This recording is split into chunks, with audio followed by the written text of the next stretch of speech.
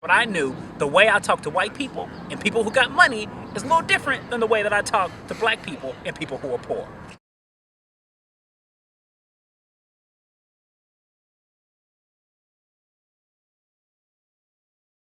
I would describe my socioeconomic class as low. I would describe the socioeconomic class of those individuals on a broad basis here that go to Georgetown is higher than mine.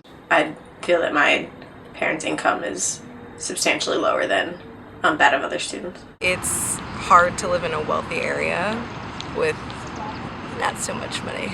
I mean, I come from San Bernardino, which I just read earlier today. It's like the second poorest city in the nation, which is not good. Yes, I do. And where I try to compensate my language for the amount of money I lack in my pocket. So if I see someone who is,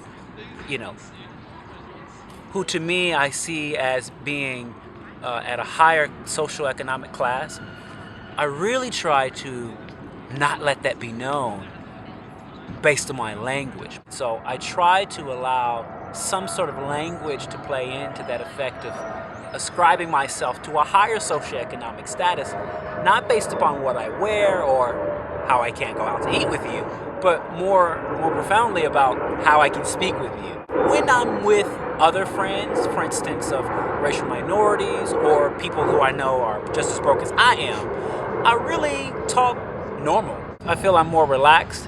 I feel that I don't really need to put on a front. So, it's easier.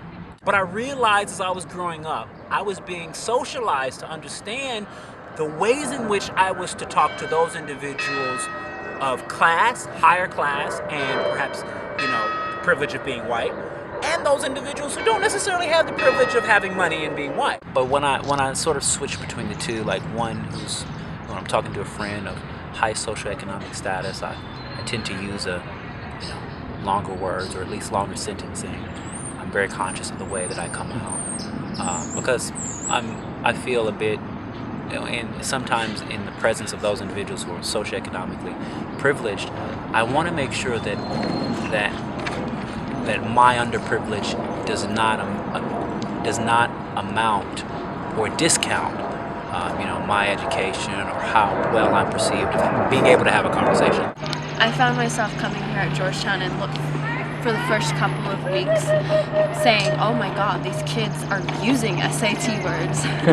These very complex and elevated language, and I felt left out of it. I still find myself here learning, what does this word mean? What does that word mean? And sometimes I feel like it's a disadvantage when I'm speaking with a lot of kids and they say these words like if it's everyday language, and for me it's not.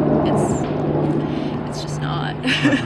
I think there's definitely pressure to speak a certain way, but sometimes, because we get so much social capital at Georgetown, and so we learn how to speak.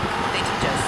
And people who don't necessarily have that background and who might have a great resume or willingness to do the job well might not be perceived as that because they don't fit in. I felt like I had to use academic, intelligent words, not only in class, but in everyday conversation. And it got to the point where my family was like, who are you? What was that word? And my aunt actually made the joke, we're gonna have to revoke your ghetto pass because we're taking you over the bridge to Whoville, is what she calls it. And so definitely the pressure, not just here, but at home. And that whole code switching thing was an adjustment to get used to. I definitely think that private school prepares, I even feel this way personally, just in terms of boarding school or private school preparing you to interact a certain way or talk a certain way with professors or authorities that I didn't necessarily have, which I've been able to finesse and do that, but and it allowed me to succeed here. But I feel that my public high school didn't really give me those skills per se as a boarding school or private school would have, as I've seen with other students here. Institutions in this country have seen certain individuals present some sort of cultural capital, the value of their culture to an institution, school. That sort of cultural capital isn't necessarily seen as valuable. Well, at least I don't consider my cultural capital to the institution, to this institution, Georgetown, is valuable as, say, for instance, yours, right? A white male. I don't see it as being as valuable. I know that it's valuable, and at least I try to tell myself this. But this is a real issue because it gets to the level of being of getting and harboring, the feelings of undeservedness, right? Because if you don't necessarily consider your culture capital to be valuable as the next individuals, then you start to feel very, sad. You start to feel that that you don't really deserve to be here, know. And so with that, it's sort of like another type. It's sort of an added pressure onto your studies, right?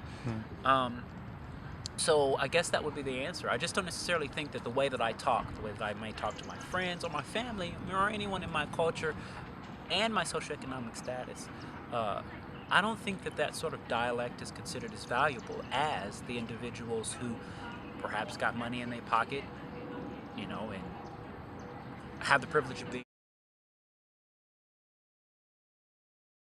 I think I judge myself before anyone else judges me, Because I oftentimes try to be that critic before someone else criticizes me.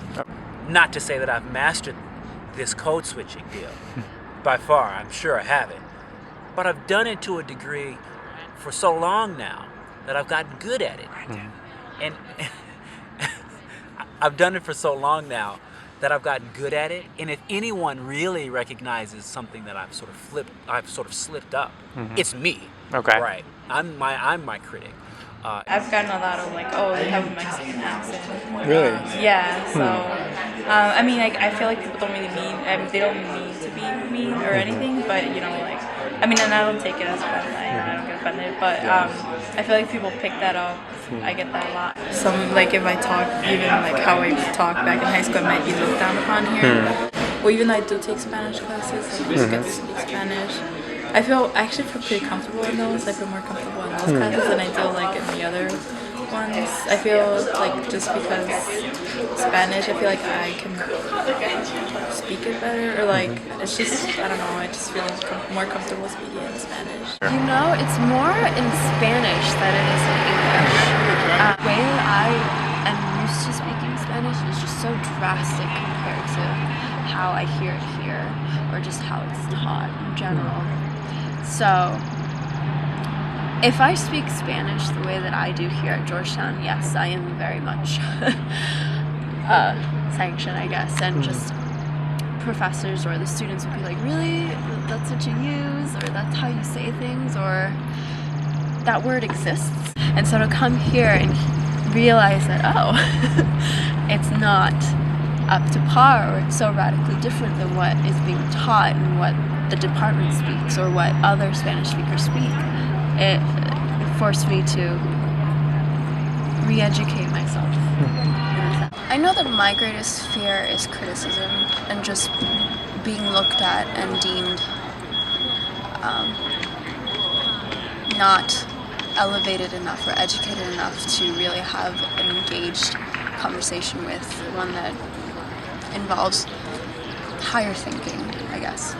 My greatest fear is that because of where I come from and how much money my parents made, I will just be treated a certain way or spoken to a certain way where I know I'm capable of greater. With some people, I try to be very poised and choose my words and try to be as academic as possible, because sometimes I'm a little afraid that if I slip up and show my San Bernardino vocabulary, they will be a little shunned. But with some people that I know that I can just be completely 100% me and say, look, this is where I come from. I'm in the middle of learning how to speak properly, or with these two backgrounds. So if I slip up and say certain words, then I will say them, and I hope you don't mind. But for someone with my background, I feel like it's a huge challenge just figuring out how comfortable or how you want to reveal your background with your words, and just that overcoming that general fear that you will be deemed as a pity case or unworthy or just uneducated because of a dollar amount, and that's not right.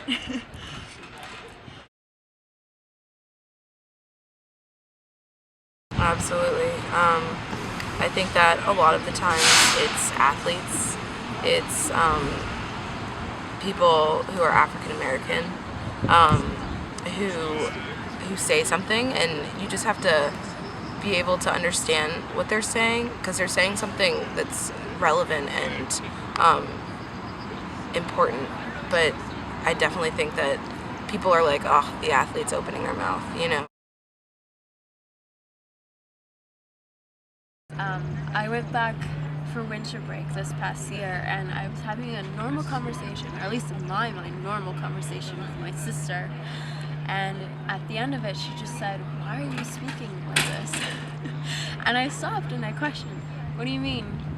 I'm speaking normally, aren't I?" She goes, "No, you're speaking like a college, or you're speaking differently than how you did over the summer." It's almost like I have to shift myself to accommodate to the area. Not necessarily dumb myself down, but choosing my words and choosing how to present myself differs a lot back home and here. Oh no, it's very difficult. I find myself sometimes being lost as to how to present myself in a way that's acceptable to both home and here. It's not like people ignore me if I speak one way or the other, but I find that with language, it's the best way to really break barriers and develop a relationship that's true and authentic. And if you speak like them, I guess, it helps bring a level of comfort, and it just strengthens the relationship you're trying to preserve or develop. And I find myself so almost unsure and confused of what to actually say, or which words to pick, whether SAT words or basic words, or having to express myself these days is much harder for me, because it's shaken my understanding of, well, if I have to be two people, then who am I? That type of thing.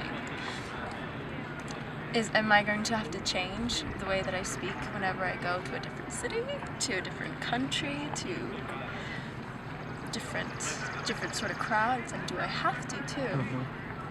So it's left me very much so questioning what to do.